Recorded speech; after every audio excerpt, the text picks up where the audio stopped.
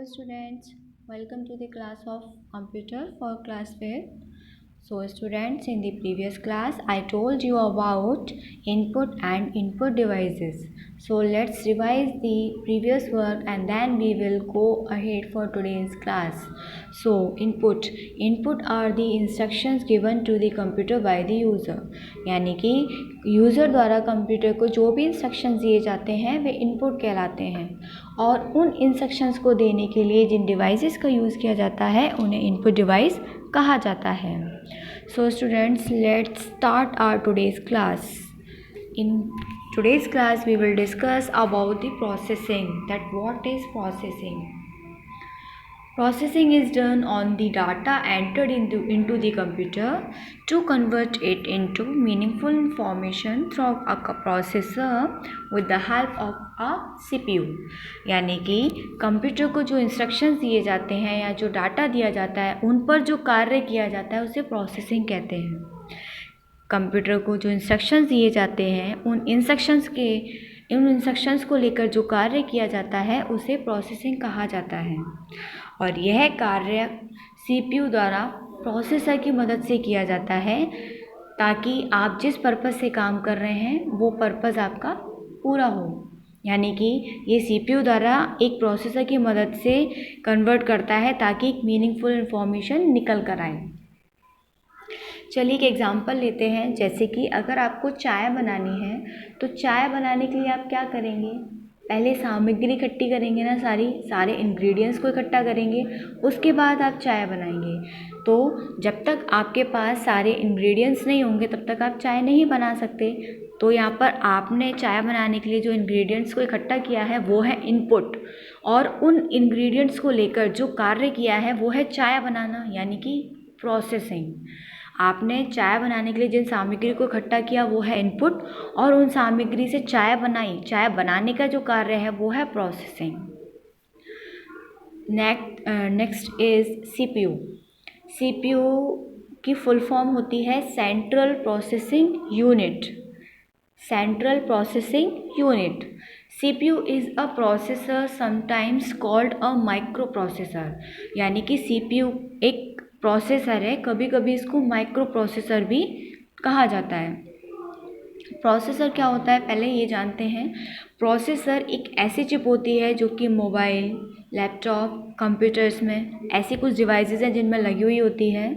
तो यह जो प्रोसेसर है वो हमारे काम को यानी कि हमारे इंस्ट्रक्शंस को कंप्यूटर की भाषा में कन्वर्ट करके उसको भेजता है ताकि हमारा काम जिस पर्पज़ से हम कर रहे हैं वो हो सके, वो पूरा हो सके. जैसे कि एग्जांपल लेते हैं. जैसे कि दो लोग हैं, एक को हिंदी आती है और एक को चाइनीज़ आती है. तो वो दोनों साथ में हैं लेकिन एक दूसरे के साथ कैसे कन्वर्सेशन करें, एक दूसरे को कैसे जानें. तो जब तक उन लोगों को एक ऐसी भाषा नहीं आएगी जिसको दोनों जानते हो तब तक वह एक दूसरे को नहीं जान सकते. तो इंग्लिश एक ऐसी भाषा है जिसके द्वारा दोनों आपस में कन्वर्सेशन कर सकते हैं, आपस में एक दूसरे को जान सकते हैं. तो यहाँ पे इंग्लिश ने क्या काम किया? इंग्लिश ने दोनों को मिलाने का काम किया, दोनों की व्यू को आपस में शेयर करने का काम किया. उसी प्रकार जो एक प्रोसेसर है वो हमारे कार्य को कंप्यूटर की भाषा में कन्वर्ट करके कंप्यूटर तक भेजता है ताकि हम जिस पर्पज़ से काम कर रहे हैं वो हमारा पर्पज़ पूरा हो सके. तो इस प्रकार सीपीयू जो है वो कंप्यूटर का ब्रेन होता है, कंप्यूटर का दिमाग होता है जो कि सारी कैलकुलेशन और यानी कि जितने भी हम काम सीपीयू पर करते हैं, जितनी भी कैलकुलेशन हम करते हैं, जितने भी ऑपरेशन यानी कि जो भी कार्य होते हैं वो सारा कहाँ से मैनेज होता है? वो सारा सीपीयू से ही मैनेज होता है. यानी कि जो हमने कंप्यूटर को इंस्ट्रक्शंस दिए उन इंस्ट्रक्शंस के बाद जो भी काम होना है, जो भी प्रक्रिया होनी है वो सब कौन मैनेज करता है? वो सीपीयू ही मैनेज करता है. क्योंकि सीपीयू क्या है? कंप्यूटर का ब्रेन है. हम जो भी काम करते हैं, चाहे हमें अपना होमवर्क करना हो, कहीं बाहर जाना हो, तो सबसे पहले हम अपने दिमाग लगाते हैं, दिमाग से सोचते हैं ना. यानी कि सबसे पहले जो काम चलता है वो हमारे दिमाग में चलता है, तब जाके हम अपनी बॉडी का यूज़ करके उसको आगे उसको करते हैं. तो इसी प्रकार हम जो भी काम करने जाते हैं, जो भी सब होता है किसके द्वारा मैनेज करते हैं? सीपीयू के द्वारा. अगर सीपीयू नहीं होगा तो फिर वो कंप्यूटर कार्य नहीं करेगा. Next is RAM. The full form of RAM is Random Access Memory. This is the primary storage. So let's know that what is RAM. RAM is working memory. Data can be read and written in RAM by CPU from an address location where the data is stored or where we want to we stored it.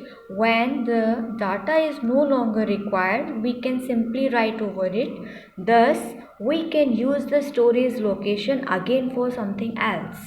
A computer's performance depends on the power of its processor, the amount of RAM and the speed of the hard drive. यानी कि RAM जो है वो एक working memory है, यानी कि इसमें हम वर्क करते हैं, यानी कि ये पूरे जब तक हम कंप्यूटर पे वर्क करेंगे तब तक ये वर्क करेगी। एक वर्किंग मेमोरी है जिस पे कि काम चलता ही रहता है, कभी रुकता नहीं है। और इसमें हम जितना चाहे डाटा हम उसमें लिख भी सकते हैं और पढ़ भी सकते हैं। इसका मतलब है कि हम जितना डाटा चाहें उसमें स्टोर भी कर सकते हैं और अगर हम चाहें तो उसको डिलीट भी कर सकते हैं और स्टोर भी कर सकते हैं। चाहे तो हमारा जो डाटा है उसको हम वापस भी ला सकते हैं। और हम इसमें जो डाटा जितना भी सेव करते हैं वो एक लोकेशन यानी कि एक एड्रेस होता है, वहाँ पर हम सेव करते हैं। और अगर हम चाहें तो इसका डाटा मूव भी कर सकते हैं, एक लोकेशन से दूसरी जगह भी पहुँचा सकते हैं।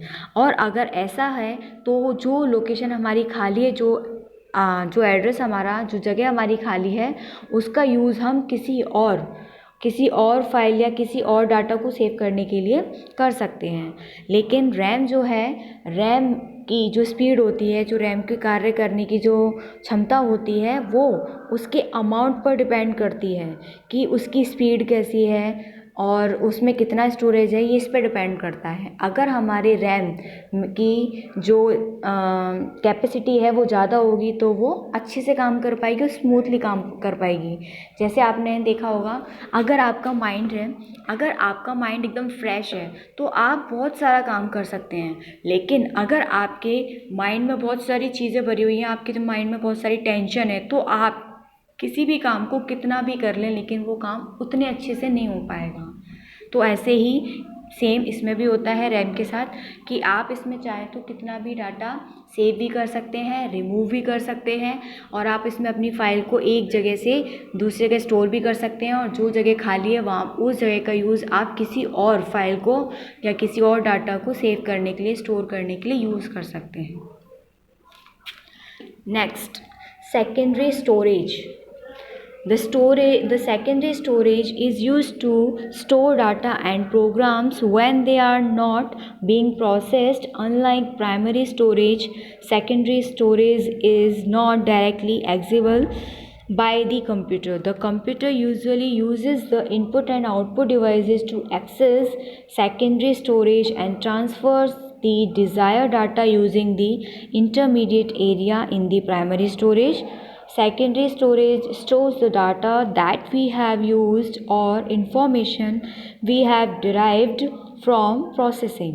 Primary memory is limited in size, whereas secondary memory media can store as much data as necessary.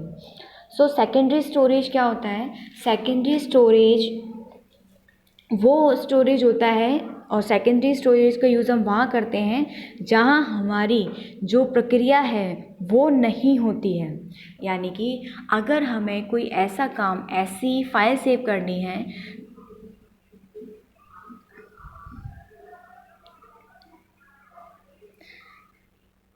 Secondary storage का यूज़ डाटा को स्टोर और प्रोग्राम को स्टोर करने के लिए किया जाता है जिनकी प्रोसेस नहीं चल रही है, यानी कि जो प्रोसेस में नहीं है, जो उस समय काम नहीं कर रही है। सेकेंडरी स्टोरेज डिवाइस वो भी होती है, एक तो फर्स्ट प्राइमरी स्टोरेज है प्राइमरी स्टोरेज वो होता है यानी कि कंप्यूटर हम जो भी कार्य करते हैं वो डायरेक्ट वहाँ प्राइमरी मेमोरी में जाके, प्राइमरी स्टोरेज में जाके सेव हो जाता है। लेकिन प्राइमरी स्टोरेज के अलावा अगर हमें कहीं अपना वर्क सेव करना होता है, कहीं अपनी डाटा या फाइल या प्रोग्राम सेव करनी होती है, तो हम उस समय जिस डिवाइस का यूज़ करते हैं वो हमारी डिवाइस होती है सेकेंडरी स्टोरेज डिवाइस। क्योंकि हमारा पहला कार्य जो सेव हो रहा है, जो स्टोर हो रहा है, वो प्राइमरी मेमोरी में हो रहा है।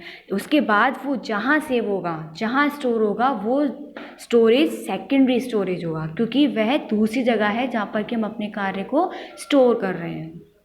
और यहाँ पर ये दे रखा है कि स्टोरेज, इसमें ये भी है कि हमारा जो CPU है वो हमें ये अलाउ नहीं करता कि हम प्राइमरी स्टोरेज के अलावा हम डायरेक्ट सेकेंडरी स्टोरेज में अपनी फ़ाइल को सेव कर सकें, क्योंकि हमारा जो काम हो रहा है वो CPU से हो रहा है, और CPU में जो रैम है वहाँ पर हमारा सारा कार्य CPU का जाके कहाँ सेव होता है, प्राइमरी में।